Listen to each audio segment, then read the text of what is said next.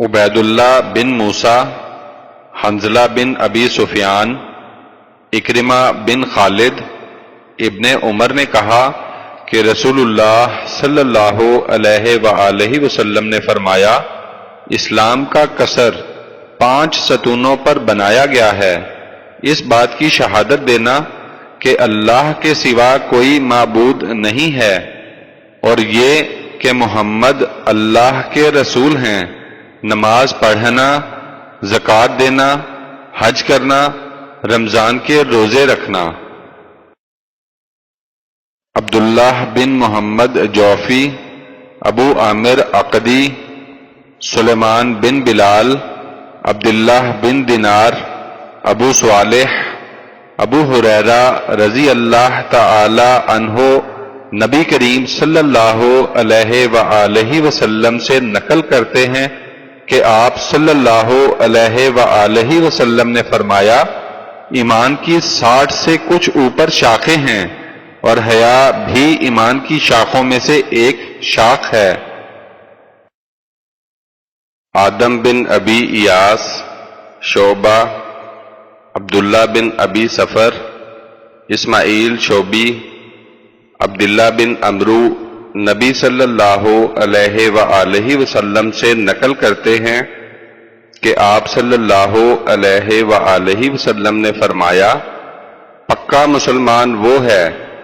جس کی زبان اور ہاتھ سے مسلمان ایذا نہ پائیں، اور پورا مہاجر وہ ہے جو ان چیزوں کو چھوڑ دے جن کی اللہ نے ممانعت فرمائی ہے۔ بخاری نے کہا کہ ابو معاویہ نے بروایت داؤد، عامر، عبداللہ نبی کریم صلی اللہ علیہ وآلہ وسلم سے روایت کیا، اور عبدالعالی نے بروایت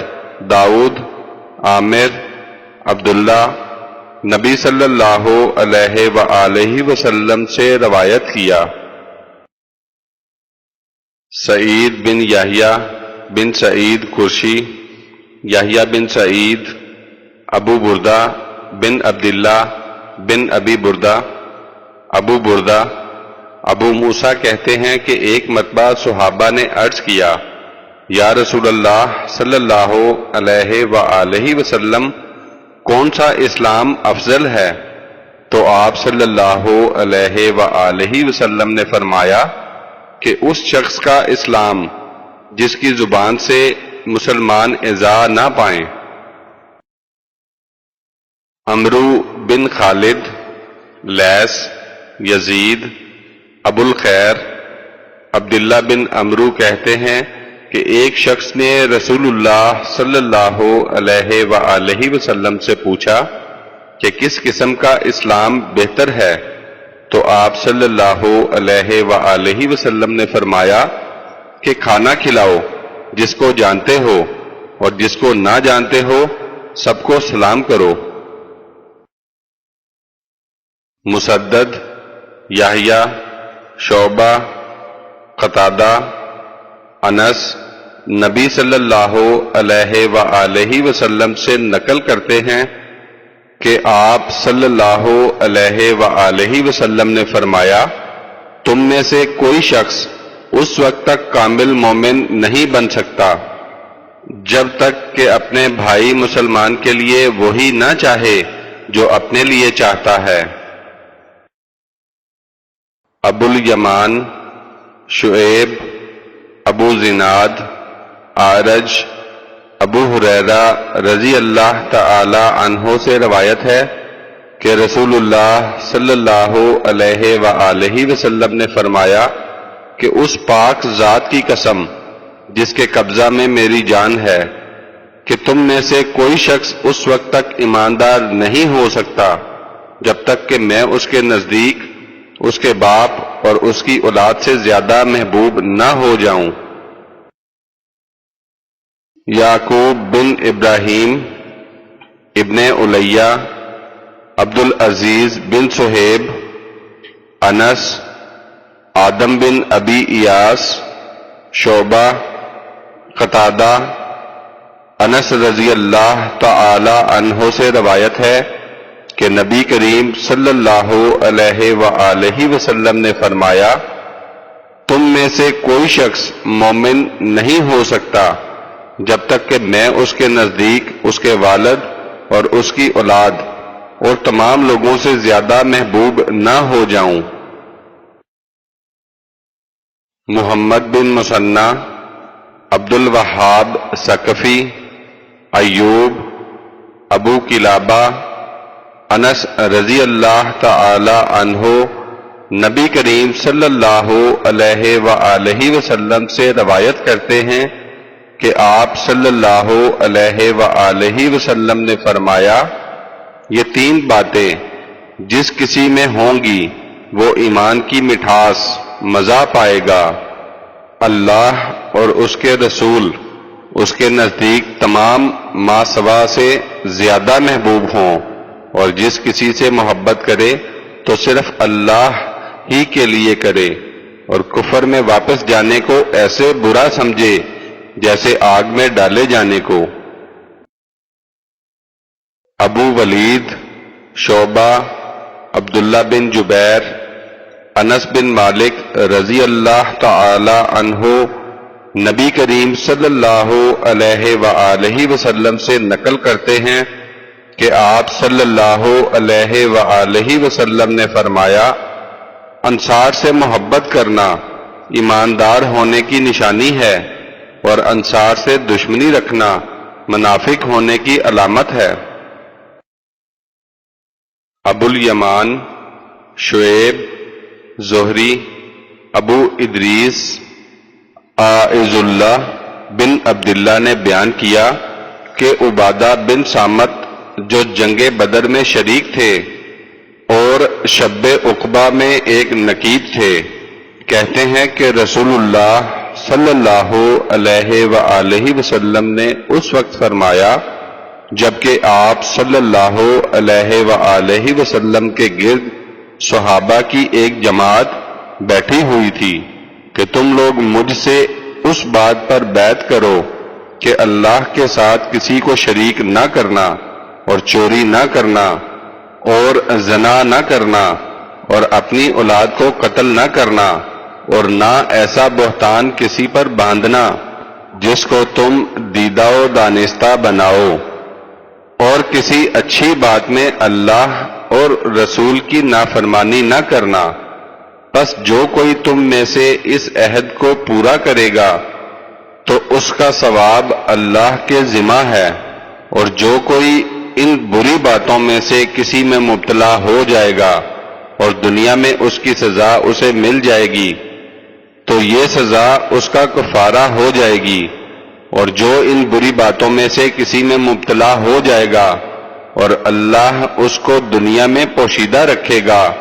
تو وہ اللہ کے حوالے ہے، اگر چاہے تو اس سے درگزر کر دے اور چاہے تو اسے عذاب دے۔ عبادہ بن صامت کہتے ہیں کہ سب لوگوں نے آپ صلی اللہ علیہ وآلہ وسلم سے اس شرط پر بیعت کر لی۔ عبداللہ بن مسلمہ، مالک،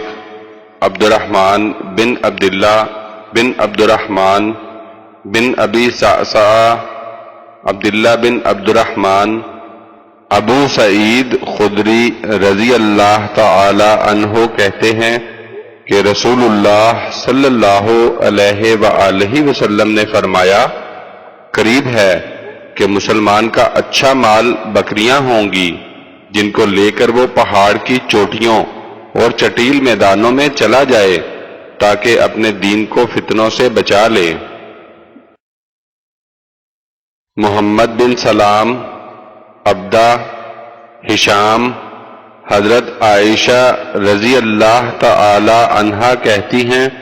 کہ رسول اللہ صلی اللہ علیہ وآلہ وسلم جب لوگوں کو ایسے اعمال کا حکم دیتے جو وہ ہمیشہ کر سکیں، عبادات شاقہ کی ترغیب کبھی ان کو نہ دیتے تھے۔ صحابہ نے عرض کیا، یا رسول اللہ صلی اللہ علیہ وآلہ وسلم، ہم آپ صلی اللہ علیہ وآلہ وسلم کے مثل نہیں ہیں، بے شک اللہ نے آپ کے اگلے اور پچھلے گناہ معاف کر دیے ہیں۔ اس پر آپ صلی اللہ علیہ وآلہ وسلم غضبناک ہوئے، حتیٰ کہ آپ صلی اللہ علیہ وآلہ وسلم کے چہرہ مبارک سے غصہ کا اثر ظاہر ہونے لگا۔ پھر آپ صلی اللہ علیہ وآلہ وسلم نے فرمایا کہ تم میں سب سے زیادہ اللہ تعالی کا جاننے والا میں ہوں۔ سلیمان بن حرب، شعبہ، قتادہ، انس رضی اللہ تعالی عنہ نبی کریم صلی اللہ علیہ وآلہ وسلم سے روایت کرتے ہیں کہ آپ صلی اللہ علیہ وآلہ وسلم نے فرمایا کہ جس کسی میں یہ تین باتیں ہوں گی وہ ایمان کی مٹھاس مزہ پائے گا۔ وہ شخص جس کے نزدیک اللہ اور اس کا رسول تمام ما سوا سے محبوب ہو، اور وہ شخص جو کسی بندہ سے صرف اللہ تعالی کے لیے محبت کرے، اور وہ شخص جو ایمان نصیب ہونے کے بعد کفر اختیار کرنے کو ایسا برا سمجھے جیسے کوئی آگ میں ڈالے جانے کو برا سمجھتا ہے۔ اسماعیل، مالک، عمرو بن یحییٰ مازنی، یحییٰ مازنی، ابو سعید خدری رضی اللہ تعالی عنہ نبی کریم صلی اللہ علیہ وآلہ وسلم سے روایت کرتے ہیں کہ آپ نے فرمایا جب جنت والے جنت میں اور دوزخ والے دوزخ میں داخل ہو جائیں گے، اس کے بعد اللہ تعالی فرشتوں سے فرمائے گا کہ جس کے دل میں رائی کے دانے کے برابر بھی ایمان ہو اس کو دوزخ سے نکال لو۔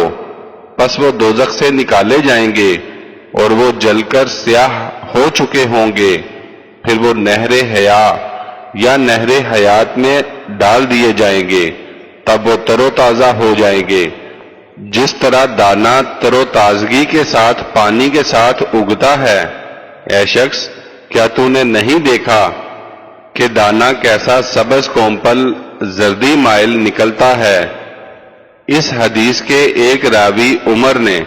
اپنی روایت میں لفظ حیا کی جگہ حیات کا لفظ اور من ایمان کی بجائے من خیر روایت کیا ہے۔ محمد بن عبید اللہ، ابراہیم بن سعد، صالح ابن شہاب، ابو امامہ بن سہل بن حنیف، ابو سعید خدری رضی اللہ تعالی عنہ کہتے ہیں کہ رسول اللہ صلی اللہ علیہ وآلہ وسلم نے فرمایا کہ میں سونے کی حالت میں تھا کہ میں نے یہ خواب دیکھا کہ لوگ میرے سامنے پیش کیے جاتے ہیں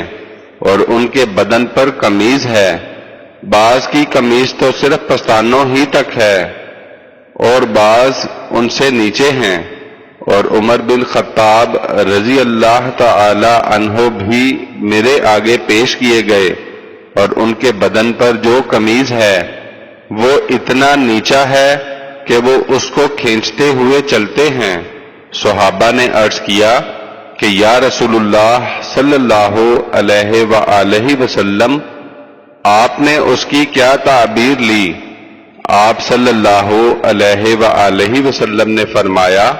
کہ اس کی تعبیر دین ہے۔ عبداللہ بن یوسف، مالک بن انس، ابن شہاب، سالم بن عبداللہ بن عمر کہتے ہیں کہ نبی کریم صلی اللہ علیہ وآلہ وسلم ایک مرتبہ کسی انصاری صحابی کے پاس سے گزرے اور ان کو دیکھا کہ وہ اپنے بیٹے کو حیا کے بارے میں نصیحت کر رہے تھے، تو رسول اللہ صلی اللہ علیہ وآلہ وسلم نے فرمایا کہ حیا کے بارے میں اس کو نصیحت کرنا چھوڑ دو، اس لیے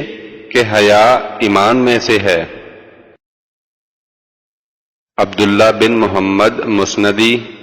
ابو روح حرمی بن عمارہ، شعبہ، واقد بن محمد ابن عمر رضی اللہ تعالی عنہ کہتے ہیں کہ رسول اللہ صلی اللہ علیہ وآلہ وسلم نے فرمایا، مجھے یہ حکم دیا گیا ہے کہ میں لوگوں سے اس وقت تک جنگ کروں جب تک کہ وہ اس بات کی گواہی نہ دینے لگیں کہ اللہ کے سوا کوئی معبود نہیں، اور یہ کہ محمد اللہ کے رسول ہیں، اور نماز پڑھنے لگیں اور زکوٰۃ دیں۔ بس جب یہ کام کرنے لگیں تو مجھ سے ان کے جان و مال محفوظ ہو جائیں گے، علاوہ اس سزا کے جو اسلام نے کسی جرم میں ان پر مقرر کر دی ہے، اور ان کا حساب و کتاب اللہ کے ذمہ ہے۔ احمد بن یونس، موسیٰ بن اسماعیل، ابراہیم بن سعد، ابن شہاب، سعید بن مسیب، ابو ہریرہ رضی اللہ تعالی عنہ سے روایت ہے کہ رسول اللہ صلی اللہ علیہ وآلہ وسلم سے پوچھا گیا کہ کون سا عمل افضل ہے، تو آپ صلی اللہ علیہ وآلہ وسلم نے فرمایا کہ اللہ تعالی اور اس کے رسول پر ایمان لانا۔ کہا گیا کہ پھر کون سا؟ آپ صلی اللہ علیہ وآلہ وسلم نے فرمایا کہ اللہ تعالی کی راہ میں جہاد کرنا۔ کہا گیا کہ اس کے بعد کون سا؟ آپ صلی اللہ علیہ وآلہ وسلم نے فرمایا کہ حج مبرور، مقبول حج۔ ابو الیمان، شعیب، زہری، عامر بن سعد بن ابی وقاص،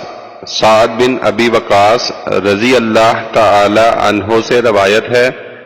کہ رسول اللہ صلی اللہ علیہ وآلہ وسلم نے کچھ لوگوں کو مال دیا، اور سعد رضی اللہ تعالی عنہ بھی وہاں بیٹھے ہوئے تھے۔ رسول اللہ صلی اللہ علیہ وآلہ وسلم نے ایک ایسے شخص کو چھوڑ دیا نہیں دیا جو مجھے سب سے اچھا معلوم ہوتا تھا، تو میں نے عرض کیا کہ یا رسول اللہ صلی اللہ علیہ وآلہ وسلم، کیا وجہ ہے کہ آپ نے فلاں شخص سے اعراض کیا؟ اللہ کی قسم میں اسے مومن سمجھتا ہوں۔ آپ صلی اللہ علیہ وآلہ وسلم نے فرمایا کہ مومن سمجھتے ہو؟ تو میں نے تھوڑی دیر سکوت کیا، پھر جو کچھ مجھے اس شخص کے بارے میں معلوم تھا اس نے مجبور کر دیا، اور میں نے پھر وہی بات کی، یعنی یہ کہا کہ کیا وجہ ہے کہ آپ نے فلاں شخص سے اعراض کیا؟ اللہ کی قسم میں اسے مومن جانتا ہوں۔ تو آپ صلی اللہ علیہ وآلہ وسلم نے فرمایا، مومن جانتے ہو یا مسلم؟ پھر میں کچھ دیر چپ رہا، اس کے بعد جو کچھ میں اس شخص کے بارے میں جانتا تھا اس نے مجھے مجبور کر دیا، اور میں نے پھر اپنی بات کہی،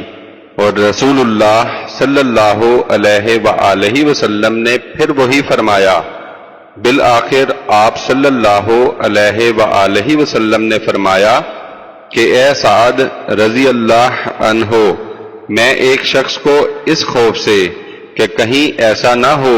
کہ اگر اس کو نہ دیا جائے تو وہ کافر ہو جائے، اور اللہ تعالی اس کو آگ میں سرنگوں نہ ڈال دے دیتا ہوں، حالانکہ دوسرا شخص مجھے اس سے زیادہ محبوب ہوتا ہے اس کو نہیں دیتا، کیونکہ اس کی نسبت ایسا خیال نہیں ہوتا۔ قتیبہ، لیث، یزید بن ابی حبیب، ابو الخیر، عبداللہ بن عمرو رضی اللہ تعالی عنہ سے روایت ہے کہ ایک شخص نے رسول اللہ صلی اللہ علیہ وآلہ وسلم سے پوچھا کہ کون سا اسلام بہتر ہے؟ آپ صلی اللہ علیہ وآلہ وسلم نے فرمایا کہ لوگوں کو کھانا کھلاؤ، اور جسے جانتے ہو اور جسے نہ جانتے ہو سب کو سلام کرو۔ عبداللہ بن مسلمہ، مالک، زید بن اسلم، عطاء بن یسار، ابن عباس رضی اللہ تعالی عنہما کہتے ہیں کہ نبی صلی اللہ علیہ وآلہ وسلم نے فرمایا، ایک مرتبہ مجھے دوزخ دکھلائی گئی تو اس کی رہنے والی زیادہ تر میں نے عورتوں کو پایا، وجہ یہ ہے کہ وہ کفر کرتی ہیں۔ عرض کیا گیا، کیا اللہ کا کفر کرتی ہیں؟ تو آپ نے فرمایا کہ شوہر کا کفر کرتی ہیں اور احسان نہیں مانتی۔ اے شخص، اگر تو کسی عورت کے ساتھ ایک زمانہ دراز تک احسان کرتا رہے، بعد اس کے کوئی خلاف بات تجھ سے دیکھ لے تو فوراً کہہ دے گی کہ میں نے تجھ سے کبھی آرام نہیں پایا۔ عبد الرحمن بن مبارک، حماد بن زید، ایوب، یونس، حسن، احنف بن قیس رضی اللہ تعالی عنہ کہتے ہیں کہ جنگ جمل کے وقت میں اس مرد علی مرتضی رضی اللہ تعالی عنہ کی مدد کرنے چلا تو راستے میں مجھے ابو بکر رضی اللہ تعالی عنہ مل گئے۔ انہوں نے پوچھا کہ تم کہاں جانے کا ارادہ رکھتے ہو؟ میں نے کہا اس مرد علی مرتضی رضی اللہ تعالی عنہ کی مدد کروں گا۔ وہ بولے کہ لوٹ جاؤ، اس لیے کہ میں نے رسول اللہ صلی اللہ علیہ وآلہ وسلم کو یہ فرماتے ہوئے سنا ہے کہ جب دو مسلمان اپنی تلواروں کے ساتھ مقابلہ کریں تو قاتل اور مقتول دونوں دوزخ میں ہیں۔ میں نے عرض کیا، یا رسول اللہ صلی اللہ علیہ وآلہ وسلم، یہ قاتل کی نسبت جو آپ نے فرمایا اس کی وجہ تو ظاہر ہے، مگر مقتول کا کیا سبب؟ وہ کیوں دوزخ میں جائے گا؟ آپ صلی اللہ علیہ وآلہ وسلم نے فرمایا، اس وجہ سے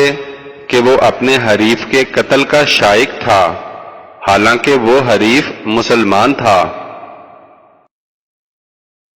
سلیمان بن حرب، شعبہ، واصل،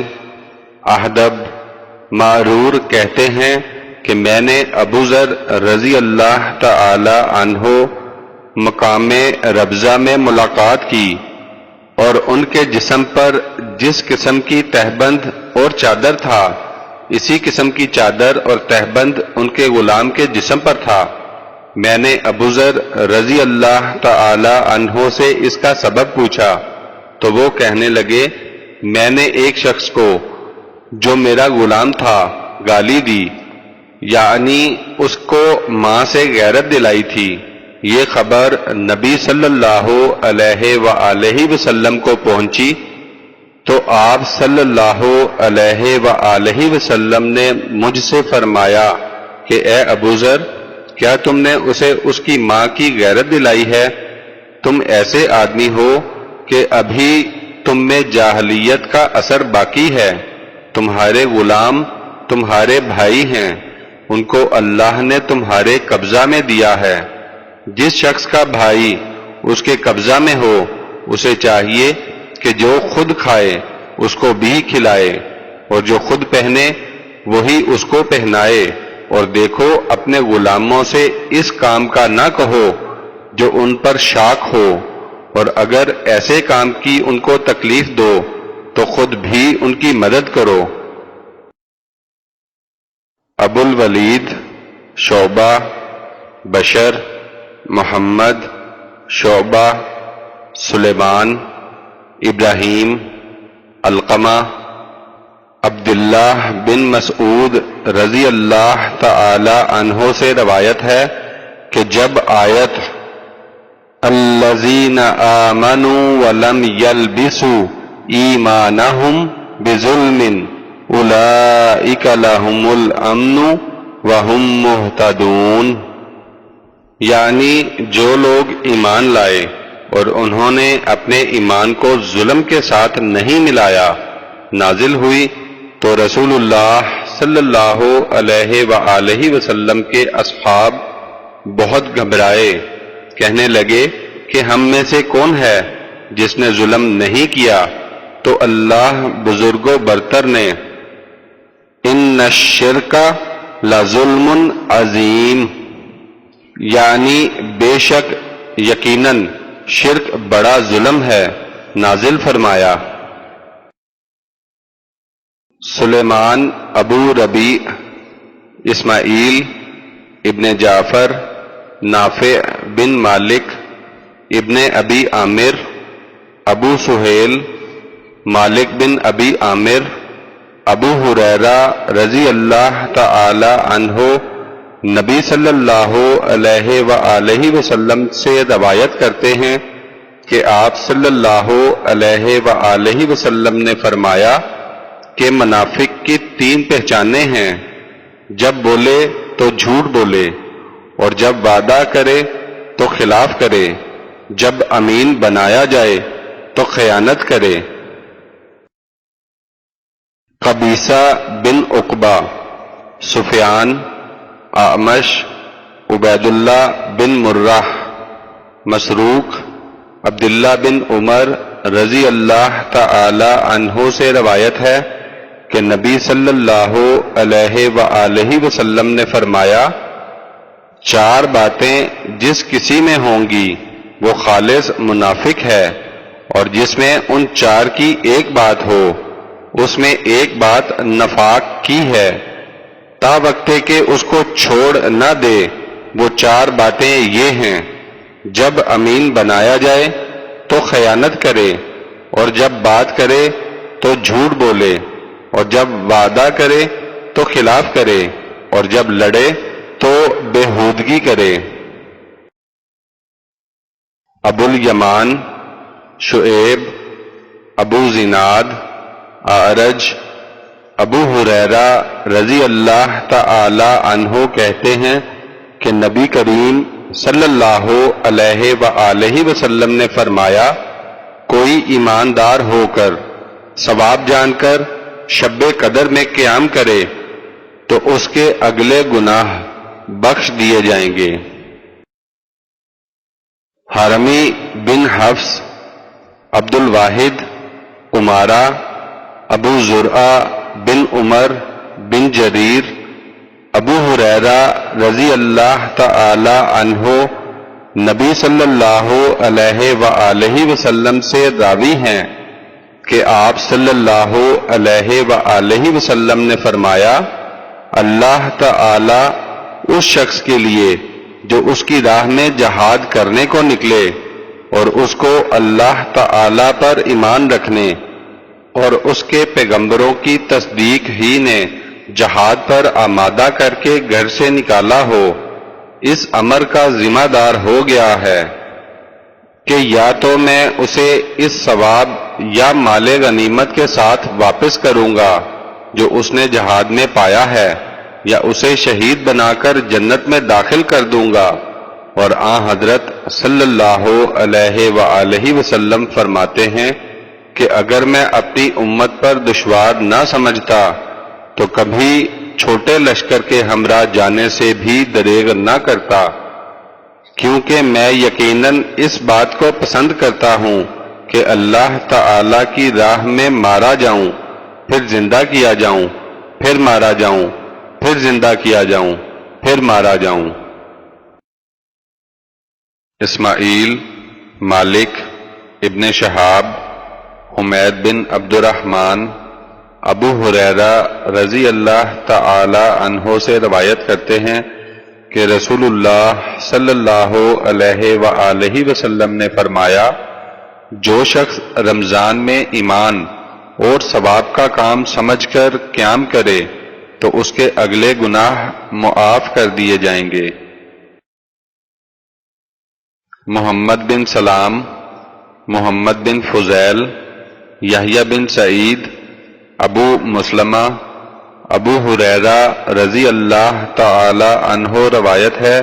کہ رسول اللہ صلی اللہ علیہ وآلہ وسلم نے فرمایا، جو شخص رمضان میں ایمان اور ثواب کا کام سمجھ کر روزے رکھے اس کے اگلے گناہ معاف کر دیے جائیں گے۔ عبد السلام بن مطہر، عمر بن علی، مہن بن محمد غفاری، سعید بن ابی سعید مقبوری، ابو ہریرہ رضی اللہ تعالی عنہ نبی کریم صلی اللہ علیہ وآلہ وسلم سے راوی ہیں کہ آپ صلی اللہ علیہ وآلہ وسلم نے فرمایا، دین بہت آسان ہے اور جو شخص دین میں سختی کرے گا وہ اس پر غالب آ جائے گا، پس تم لوگ میانہ روی کرو اور اعتدال سے قریب رہو اور خوش ہو جاؤ کہ تمہیں ایسا دین ملا، اور صبح اور دوپہر کے بعد اور کچھ رات میں عبادت کرنے سے دینی قوت حاصل کرو۔ عمرو بن خالد، زہیر، ابو اسحاق، براء بن عازب سے روایت ہے کہ نبی صلی اللہ علیہ وآلہ وسلم جب ہجرت کر کے مدینہ تشریف لائے تو پہلے اپنے ننہال میں جو انصار تھے ان کے ہاں اترے، اور آپ نے مدینہ کے بعد 16 مہینے یا 17 مہینے بیت المقدس کی طرف منہ کر کے نماز پڑھی، مگر آپ کو یہ اچھا معلوم ہوتا تھا کہ آپ کا قبلہ کعبہ کی طرف ہو جائے، چنانچہ ہو گیا، اور سب سے پہلی نماز جو آپ نے کعبہ کی طرف پڑھی عصر کی نماز تھی، اور آپ کے ہمراہ کچھ لوگ نماز میں تھے، ان میں سے ایک شخص نکلا اور کسی مسجد کے لوگوں پر اس کا گزر ہوا اور وہ بیت المقدس کی طرف نماز پڑھ رہے تھے، تو اس نے کہا کہ میں اللہ تعالی کو گواہ کر کے کہتا ہوں، میں نے رسول اللہ صلی اللہ علیہ وآلہ وسلم کے ہمراہ مکہ کی طرف منہ کر کے نماز پڑھی ہے۔ یہ سنتے ہی وہ لوگ جس حالت میں تھے اسی حالت میں کعبہ کی طرف گھوم گئے، اور جب آپ بیت المقدس کی طرف نماز پڑھتے تھے یہود اور جملہ اہل کتاب بہت خوش تھے، مگر جب آپ نے اپنا منہ کعبہ کی طرف پھیر لیا تو یہ ان کو ناگوار ہوا۔ زہیر، جو اس حدیث کے ایک راوی ہیں، کہتے ہیں کہ ہم سے ابو اسحاق نے براء سے اس حدیث میں یہ نقل کیا کہ تحویل قبلہ سے پہلے اسی قدیم قبلہ پر کچھ لوگ مر چکے تھے، ہم یہ نہ سمجھ سکے کہ ان کے متعلق کیا خیال کیا جائے۔ اس پر اللہ تعالی نے یہ آیت وَمَا كَانَ اللَّهُ لِيُضِيعَ إِيمَانَكُمْ إِنَّ اللَّهَ بِالنَّاسِ لَرَءُوفٌ رَحِيمٌ نازل فرمائی۔ امام مالک نے بروایت زید بن اسلم عطا بن یسار بیان کیا کہ ابو سعید خدری نے رسول اللہ صلی اللہ علیہ وآلہ وسلم کو فرماتے ہوئے سنا کہ جب آدمی مسلمان ہو جاتا ہے اور اس کا اسلام اچھا ہو جاتا ہے تو اللہ تعالی اس کے تمام گناہوں کو جن کا اس نے ارتکاب کیا تھا معاف کر دیتا ہے، اور اس کے بعد پھر معاوضہ شروع ہوتا ہے کہ نیکی کا بدلہ اس کے 10 گنے سے 7 گنے تک اور برائی کا اسی کے موافق دیا جاتا ہے، مگر یہ کہ اللہ تعالی اسے معاف فرما دے۔ اسحاق بن منصور، عبد الرزاق، معمر، حمام، ابو ہریرہ رضی اللہ تعالی عنہ کہتے ہیں کہ رسول اللہ صلی اللہ علیہ وآلہ وسلم نے فرمایا، جب تم میں سے کوئی شخص اپنے اسلام کی خوبی پیدا کر لیتا ہے تو جو نیکی وہ کرتا ہے وہ اس کے لیے 10 گنا سے لے کر 7 گنا تک لکھی جاتی ہے، اور جو برائی وہ کرتا ہے وہ اس کے لیے اتنی ہی لکھی جاتی ہے۔ محمد بن مثنی، یحییٰ، ہشام، عائشہ رضی اللہ تعالی عنہا کہتی ہیں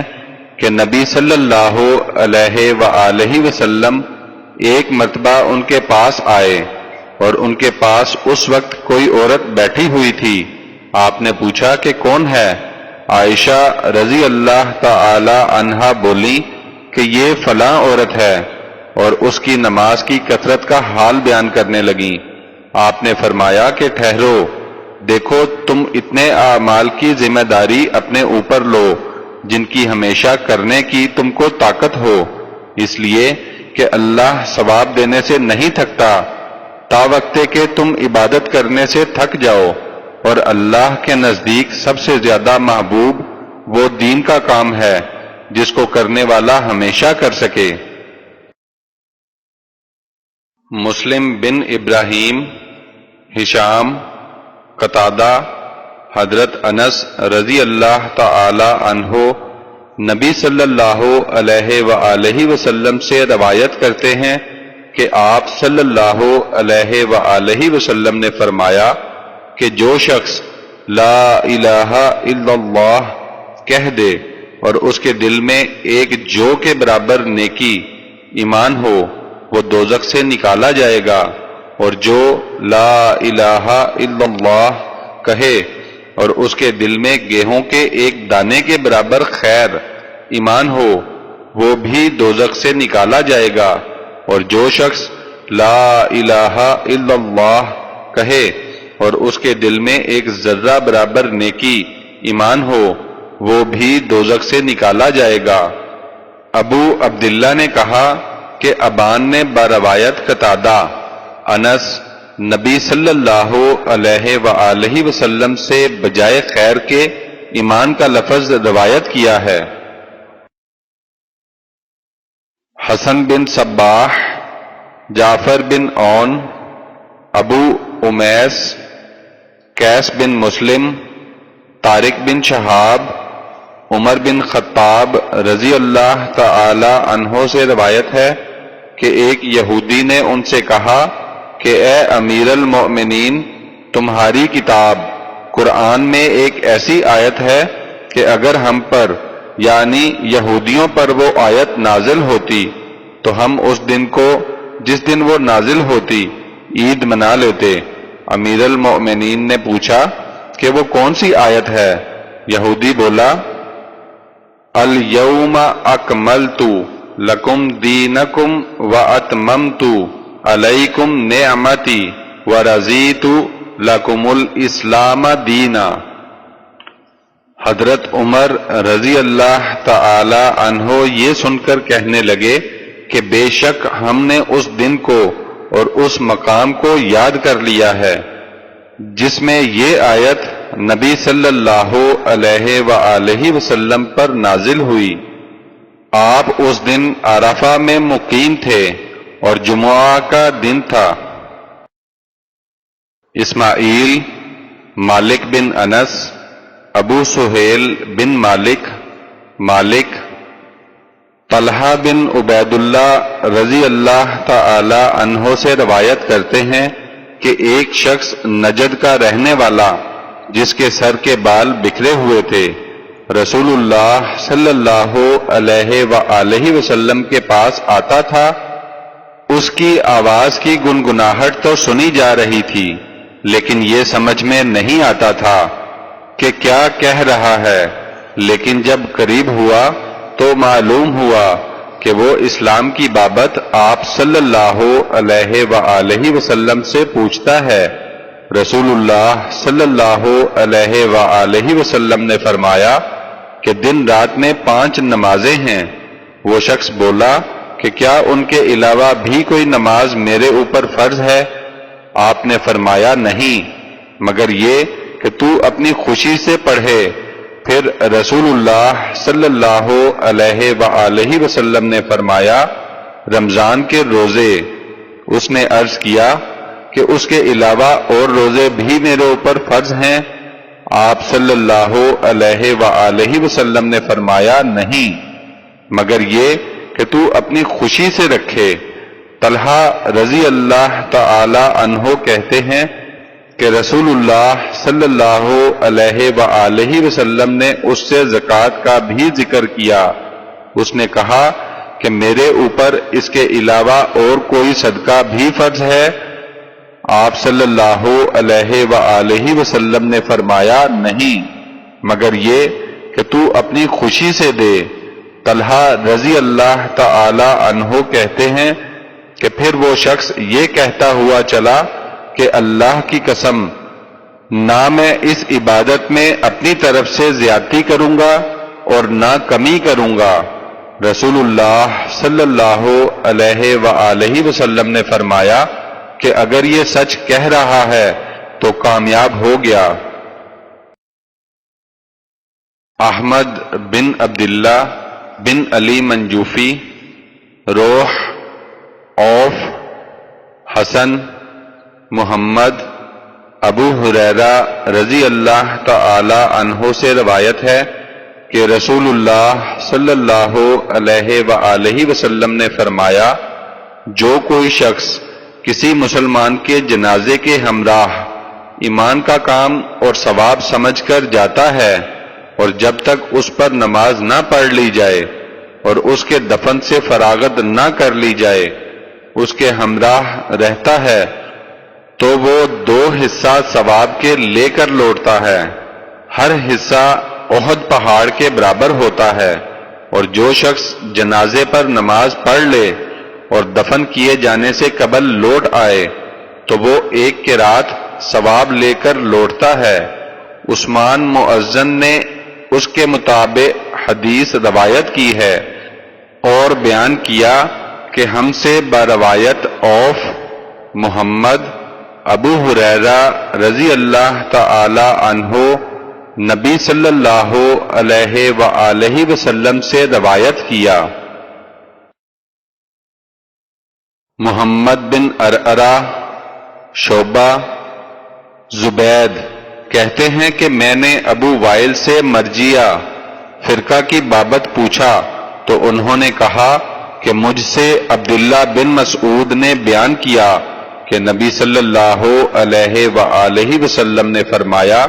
کہ مسلمان کو گالی دینا فسق ہے اور اس سے لڑنا کفر ہے۔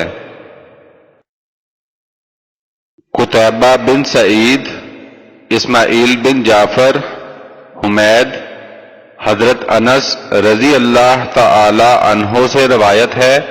کہ مجھے عبادہ بن صامت رضی اللہ تعالی عنہ ملے۔ انہوں نے بیان کیا کہ رسول اللہ صلی اللہ علیہ وآلہ وسلم ایک مرتبہ لوگوں کو شب قدر بتانے کے لیے نکلے، مگر اتفاق سے اس وقت 2 مسلمان باہم لڑ رہے تھے۔ آپ نے فرمایا کہ اس وقت میں اس واسطے نکلا تھا کہ تمہیں شب قدر بتا دوں، مگر چونکہ فلاں فلاں باہم لڑے اس لیے اس کی خبر دنیا سے اٹھا لی گئی اور شاید یہی تمہارے حق میں مفید ہو۔ اب تم شب قدر کو رمضان کی 27ویں اور 29ویں اور 25ویں تاریخوں میں تلاش کرو۔ مسدد اسماعیل بن ابراہیم، ابو حیان تیمی، ابو زرعہ، ابو ہریرہ رضی اللہ تعالی عنہ کہتے ہیں کہ ایک دن نبی صلی اللہ علیہ وآلہ وسلم لوگوں کے سامنے بیٹھے ہوئے تھے۔ یکایک آپ صلی اللہ علیہ وآلہ وسلم کے سامنے ایک شخص آیا اور اس نے آپ صلی اللہ علیہ وآلہ وسلم سے پوچھا کہ ایمان کیا چیز ہے؟ آپ صلی اللہ علیہ وآلہ وسلم نے فرمایا کہ ایمان یہ ہے کہ اللہ پر اور اس کے فرشتوں پر اور آخرت میں اللہ کے ملنے پر اور اللہ کے پیغمبروں پر ایمان لاؤ اور قیامت کا یقین کرو۔ پھر اس شخص نے کہا کہ اسلام کیا چیز ہے؟ آپ صلی اللہ علیہ وآلہ وسلم نے فرمایا کہ اسلام یہ ہے کہ تم اللہ کی عبادت کرو اور اس کے ساتھ شرک نہ کرو اور نماز پڑھو اور زکوٰۃ مفروضہ ادا کیا کرو اور رمضان کے روزے رکھو۔ اس شخص نے کہا احسان کیا چیز ہے؟ آپ نے فرمایا احسان یہ ہے کہ تم اللہ کی عبادت اس خشوع اور خلوص سے کرو کہ گویا تم اسے دیکھ رہے ہو، اور اگر یہ حالت نہ حاصل ہو تو تم اس کو دیکھتے ہو تو خیال رہے کہ وہ تمہیں دیکھتا ہے۔ پھر اس شخص نے کہا کہ قیامت کب ہوگی؟ آپ صلی اللہ علیہ وآلہ وسلم نے فرمایا کہ جس سے یہ بات پوچھی جا رہی ہے وہ خود سائل سے زیادہ اس کو نہیں جانتا، بلکہ ناواقفی میں دونوں برابر ہیں، اور میں تم کو اس کی علامتیں بتائے دیتا ہوں۔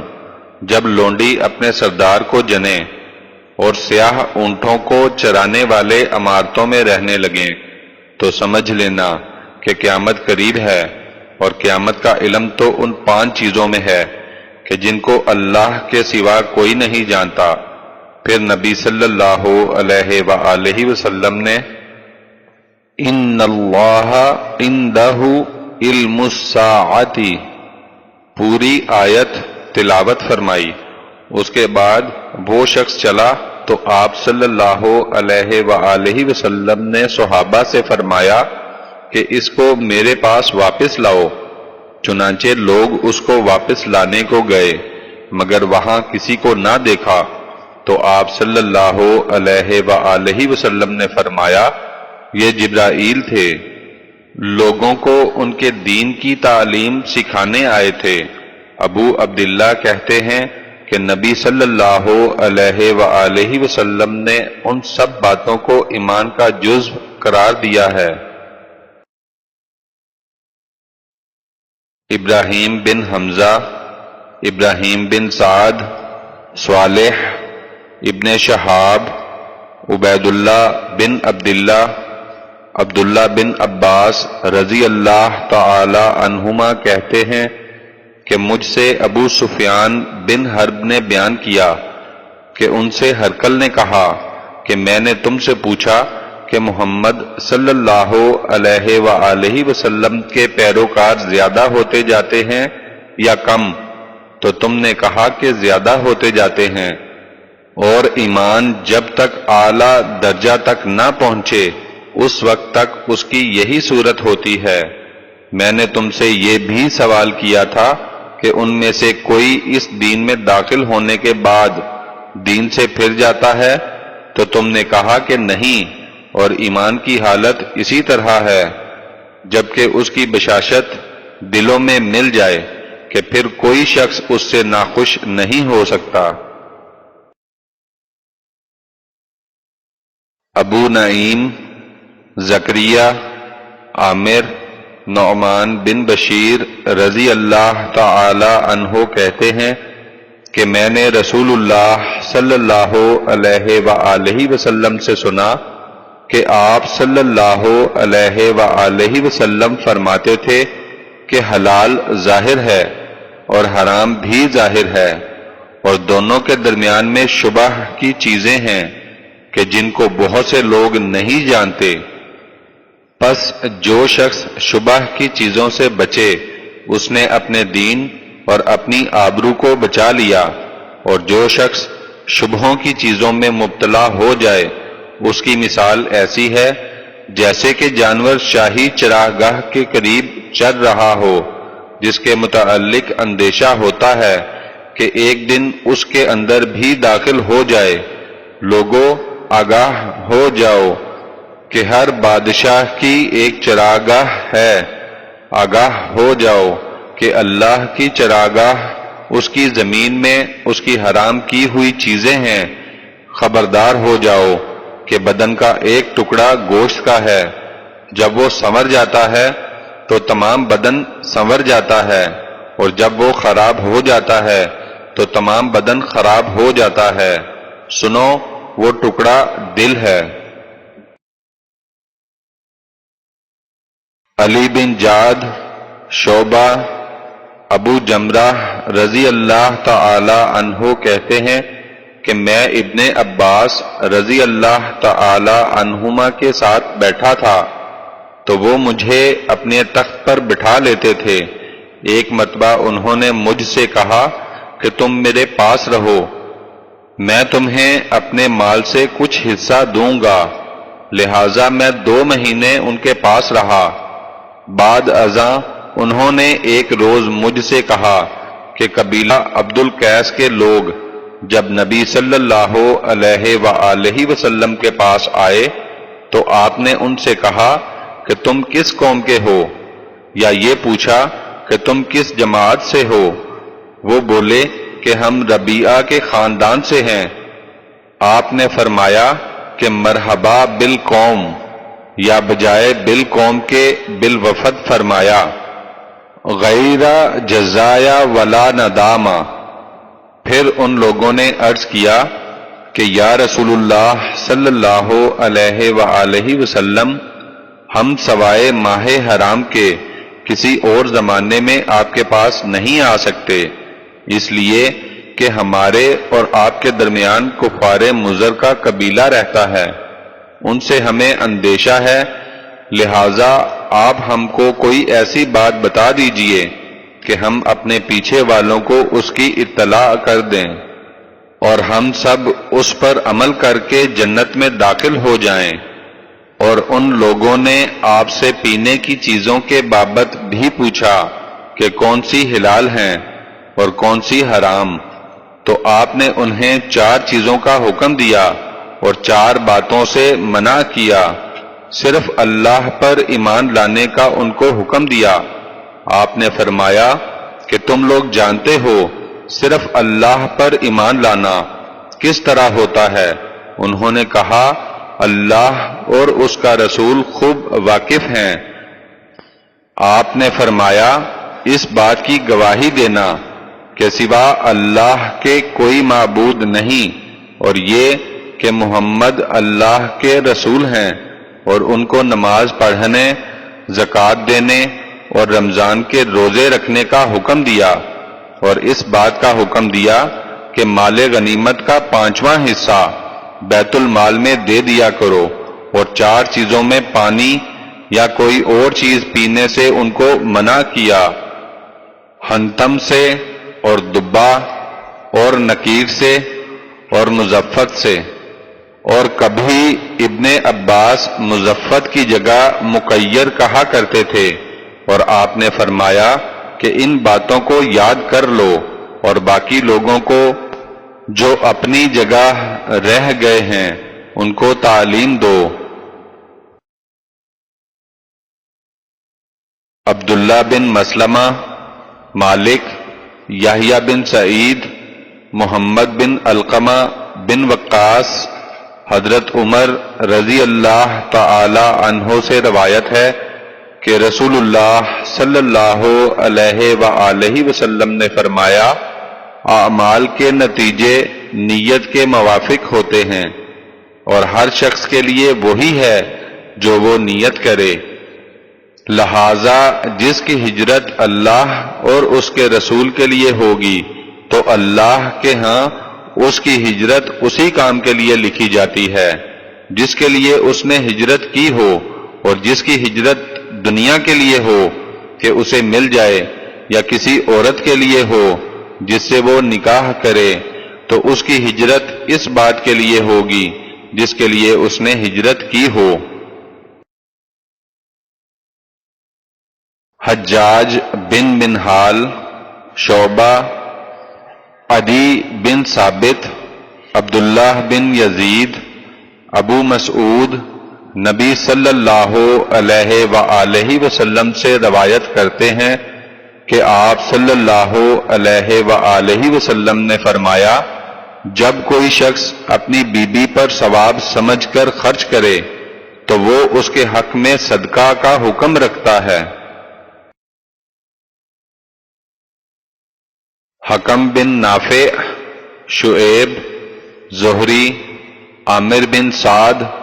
حضرت سعد بن ابی وقاص رضی اللہ تعالی عنہ سے روایت کرتے ہیں کہ آپ صلی اللہ علیہ وآلہ وسلم نے فرمایا تم اللہ تعالی کی خوشنودی حاصل کرنے کے لیے جو کچھ خرچ کرو گے، قلیل یا کثیر، اس کا ثواب ضرور دیا جائے گا، یہاں تک کہ جو لقمہ تم اپنی بیوی کے منہ میں رکھو اس کا بھی ثواب ملے گا۔ مسدد، یحییٰ، اسماعیل، قیس بن ابی حازم، حضرت جریر بن عبداللہ رضی اللہ تعالی عنہ سے روایت کرتے ہیں، انہوں نے فرمایا کہ میں نے رسول اللہ صلی اللہ علیہ وآلہ وسلم سے نماز پڑھنے اور زکوٰۃ دینے اور ہر مسلمان سے خیر خواہی کرنے کے اقرار پر بیعت کی۔ ابو نعمان